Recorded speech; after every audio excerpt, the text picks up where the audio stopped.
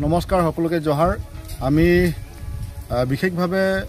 আপোনালোকক অৱগত কৰিব বিচাৰো যে আমি সদৌ অসম আদিবাসী ছাত্ৰ সন্থা অসম শান্তি ছাত্ৰ সন্থা অসম চাম মজদুৰ সংঘ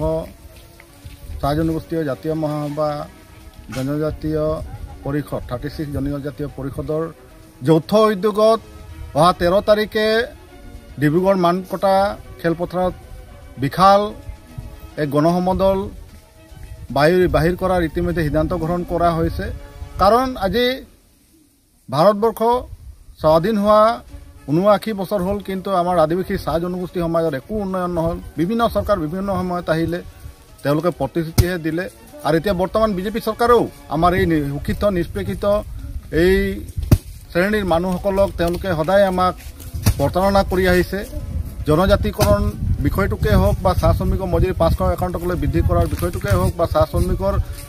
যি ম্যাদী পট্টা দিয়াৰ কথা তেওঁলোকে কৈছিল আজিলৈকে নিদিলে আজি আমি অস্তিত্বৰ ভুগি আছো আজি অস্তিত্ব সংগ্ৰামৰ ৰক্ষাৰ্থে আমি সকলোকে আহ্বান কৰিছো সকলো চাহ শ্ৰমিক ৰাইজক সকলো আদিবাসী চাহ জনগোষ্ঠী সমাজক বিভিন্ন সমাজক আমি আহ্বান কৰিছো যে অহা 13 তাৰিখে যি ডিব্ৰুগড় মানকটাত এক বিশাল গণসমদল আমি আয়োজন কৰিছো এই গণসমদল যাতে সকলোৱে নিজৰ সমাজৰ পৰা নিজৰ ঘৰৰ পৰা সকলোৱে নিজেই ব্যৱস্থা কৰি যাতে ওলাই আহে আমি সেইদিনা প্ৰায় 1 লাখ মানুহ গোট খোৱাৰ এটা চিন্তা কৰিছো ইতিমধ্যে 8 তাৰিখে তিনচুকীয়াৰ